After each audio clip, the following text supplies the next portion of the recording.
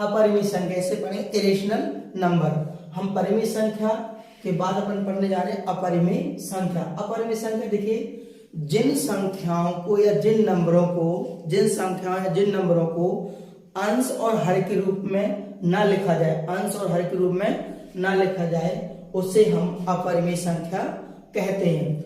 जिन संख्याओं को p upon q के रूप में यानी अंश और हर के रूप में ना लिखा जाए, वहां पर अपरिमेय संख्या होती हैं। जैसे कि पाई, एग्जाम्पल पाई, √2, √3/7, 2√5। देखो 2 क्या है हमारी परिमेय संख्या, लेकिन √5 क्या है हमारी अपरिमेय संख्या। जब परिमेय के साथ अपरिमेय संख्या जुड़ी होती है तो हमेशा और हमेशा अपरिमेय संख्या प्राप्त होती है। यहाँ पर देखिए ये 2 हमारी परिमेय संख्या है प्लस √5, तो √5 लगा हुआ है। ये अपरिमेय संख्या है। जब अपरिमेय संख्या परिमेय संख्या के साथ जुड़ी होती है तो वो हमारी अपरिमेय संख्या होती है। यहाँ पर लिखा 2 माइनस का √5, ये √5 है और √5 के साथ एक परिमेय संख्या जुड़ी हुई है, तो ये दोनों हमारी क्या होंगे, अपरिमेय संख्या होंगी। इसके अलावा देखिए 0.1246832, दशमलव के बाद यहाँ पर जो संख्या लिखी है वो अनंत तक लिखी हुई है, लेकिन यहाँ पर कोई संख्या रिपीट नहीं हो रही, इसलिए ये हमारी कैसी संख्या होगी, अपरिमेय संख्या होगी। अशांत दशमलव या अनावृत संख्या, अशांत दशमलव अनावृत, ये 2 बार लिख गया था अनावृत, अशांत दशमलव अनावृत संख्या। अब अशांत दशमलव अनावृत संख्या क्या होती है, जैसे कि देखिए 0.32456, 0.32456, ये दशमलव के बाद ना तो इन संख्याओं को कोई लिमिट है कि कितने नंबर तक, 2, 4, 6, 8 अंक तक लिखा हुआ है, ना ही कोई संख्या हमारी बार बार रिपीट हो रही है। दशमलव के बाद जितनी भी सारी संख्या लिखी हैं वो सारी की सारी अलग अलग लिखी हुई हैं और वो कहां तक जा रही है, अनंत तक। इसलिए ऐसी संख्याएं अशांत दशमलव अनावृत संख्या होती हैं और ये हमारी अपरिमेय संख्या के अंतर्गत आती है। दूसरा देखिए जरा 0.136789, 136789 डेट कहां तक, अनंत तक। तो दशमलव के बाद ये कोई संख्या हमारी रिपीट नहीं हो रही है, ना तो दशमलव के बाद इन संख्याओं का हमारी एक लिमिट सीमा है कि 2 अंक तक लिखी है या 4 अंक तक, ये अनंत तक लिखी हुई है।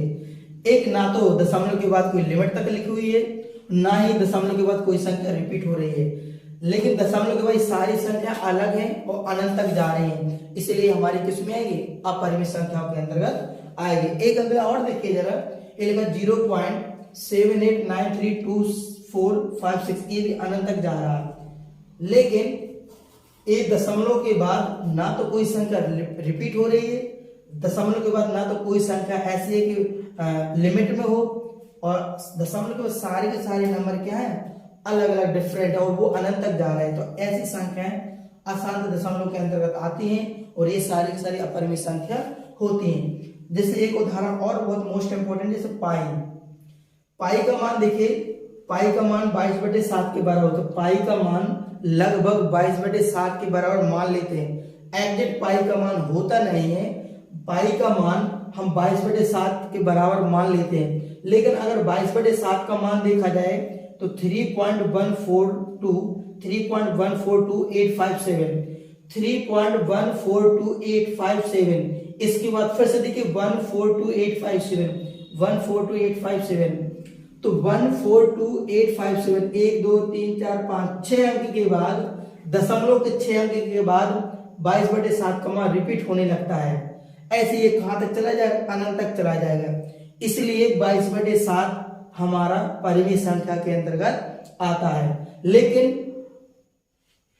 पाई का मान देखिए जरा 3.1457, ये 3.14 शुरुआत के 14 तक तो मिल रहा है, इसलिए हम लगभग पाई के 22/7 के बराबर मान लेते हैं, लेकिन पाई का मान कहीं भी रिपीट नहीं हो रहा, 22/7 का मान रिपीट हो रहा है, इसलिए ये हमारे परिमेय संख्या के अंतर्गत आता है, लेकिन ये रिपीट नहीं हो रहा तो ये हमारे अपरिमेय संख्या के अंतर्गत आता है।